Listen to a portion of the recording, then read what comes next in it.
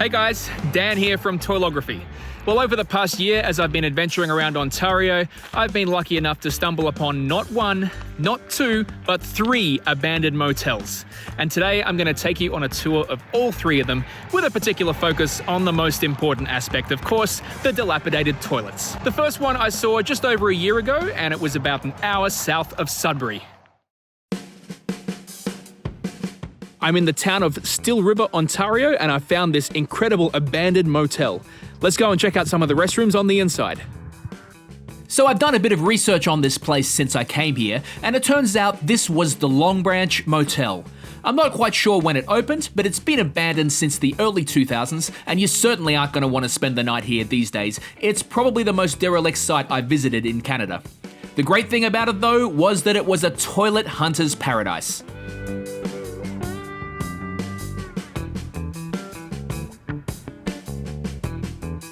I was literally just driving here along Highway 69 on the way to Sudbury, and I saw this random abandoned motel out the side of my window, so I thought I'd better pull in to check it out because it looked pretty awesome.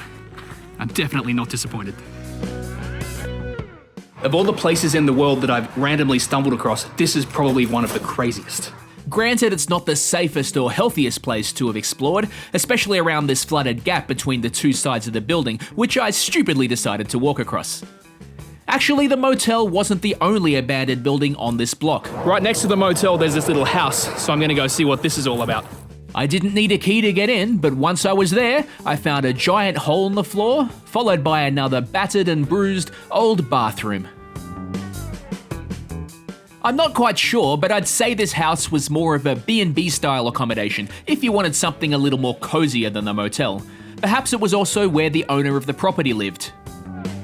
Well, I guess this used to be one of the ladies' rooms at one point. You can see that there was probably a divider up there along the wall at one stage. Or maybe this one was the ladies' room. I really don't know. There's no sign of any urinal. Yeah, the state of this house was just ridiculous. Take a look at this restroom, literally filled with so much crap that you couldn't even crap if you tried. Alright, back over to the main motel building now. Somebody had fun making this pile of fluorescent lamp tubes. The float of this toilet has somehow made its way out of the bathroom and into the floor of the motel room itself.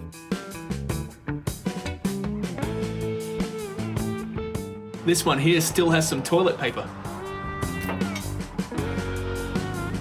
This room here is a little too gross for my liking. I think I'm going to step out of this one.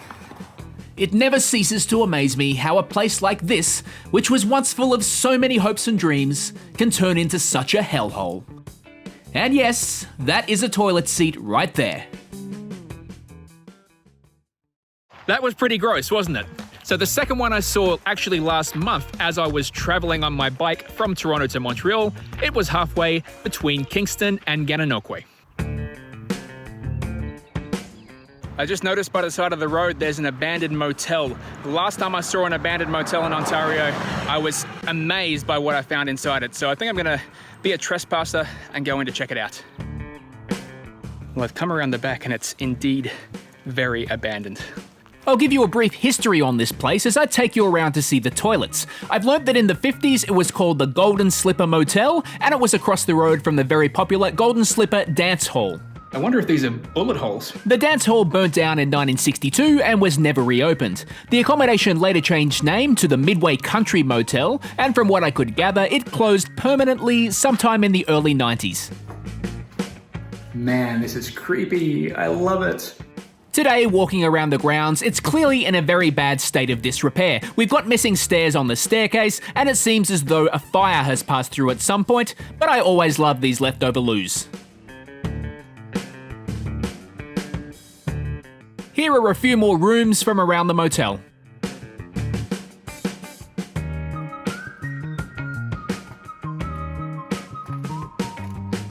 All right, now I'm gonna sanitize the shit out of my hands and get the hell out of here. Man, I love finding abandoned stuff like that along the side of the road. This just brings me life.